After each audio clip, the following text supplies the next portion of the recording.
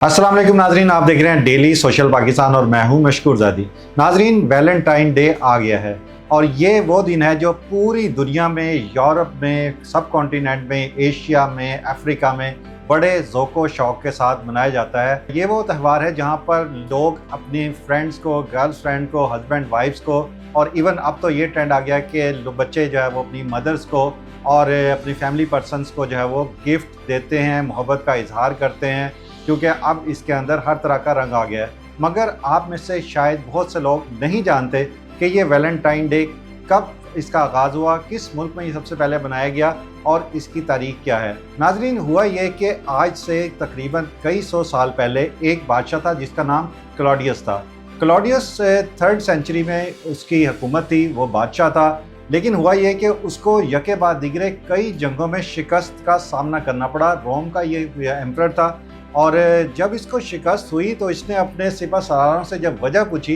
तो उन्होंने बताया कि इसकी मेन वजह यह है कि हमारे जो सोल्जर्स हैं, जो शादीशुदा हैं, वो अपनी बेगमात के पास चले जाते हैं, अपनी फैमिलीज़ के पास चले जाते हैं, या उनका इंटरेस्ट उस तरह नहीं होता, वो अपने बच्चों में वक्त गुजारना चाहते हैं। बादशाह को ये बात बड़ी अजीब लगी और उसने पूरे मुल्क में ऐलान करवा दिया कि आज के बाद रोम में किसी मर्द की शादी नहीं होगी। अब उसने जब ये बैन लगाया तो पूरे रोम में जो है वो एक मुसीबत पड़ गई, उस्ताद पड़ गई कि फ़ौजी अब क्या करेंगे। बहरहाल यही बात जो है वो बढ़ते बढ़ते फिर चर्च तक गई। मगर वहाँ पे एक चर्च में एक शख्स था जिसका नाम वैलेंटाइन था। इस वैलेंटाइन को जब ये खबर मिली तो इसने खामोशी के साथ, राजदारी के साथ ऐसे जोड़े जो जवान होते थे, शादी के ख्वाहिशमंद होते थे, ये उनकी शादियाँ करवाने लगा, उन फौजी जवानों की जो छुपकर शादी करना चाहते थे। अब ये बात कब तक छुप थी? ज़ाहिर बात है कि बादशाह को किसी न किसी तरह, जो क्लॉडियस था, उस तक ये खबर पहुंच गई और फिर उसने इस जो वैलेंटाइन था, जिसको बाद में सेंट वैलेंटाइन का टाइटल दिया गया इसके इंतकाल के बाद, हुआ ये कि इसको जेल में डाल दिया गया। मगर जेल में जब जेलर जो सुपरिटेंडेंट था, उसकी जो बेटी थी, जब उसको पता लगा कि जो शख्स है वैलेंटाइन, जो प्रीस्ट है, इसकी इतनी बड़ी कुर्बानी है कि ये मोहब्बत की खातिर जेल काट रहा है, तो वो आहिस्ता आहिस्ता उससे बहुत ज़्यादा मुतासिर हुई और उसके साथ उसकी गपशप बातचीत शुरू हो गई और कुछ अरसे के बाद ये एक दूसरे की मोहब्बत में गिरफ्तार हो गए। अब हुआ ये कि आमतौर से प्रीस्ट और नन्स आपस में शादी नहीं करते। ये भी कहा जाता है कि शायद जो जेलर की बेटी थी वो भी नन थी। बहरहाल हुआ ये कि इनकी बात बढ़ती चली गई और इसका इल्म भी जो बादशाह के खुफिया जो जासूस थे, उन्होंने बता दिया कि जो वैलेंटाइन है, ये जेलर की बेटी के साथ भी अब इश्क लगा रहा है और उसके साथ भी शादी करने जा रहा है। अब इन्होंने शादी की या नहीं की, क्योंकि ये सदियों पहले का वाक़या है, इसकी कोई हमारे पास दस्तावेजी सबूत तो नहीं है। पर यही कहा जाता है कि इनका मिलाप, एक दूसरे के साथ ये मिलते रहे और फिर एक रोज़ ये पकड़े गए, जिसके बाद जब इसको पकड़ा गया तो ये अपना एक कागज़ पर सिर्फ अपनी जो महबूबा थी, जो इसकी बिलवड थी, जो इसकी आप कह लें कि स्पाउस थी या वाइफ थी या जो भी थी, और उसके नाम फ्रॉम योर वैलेंटाइन लिखकर जो है वो ये मैसेज सिर्फ 3 लफ्ज़ों का छोड़कर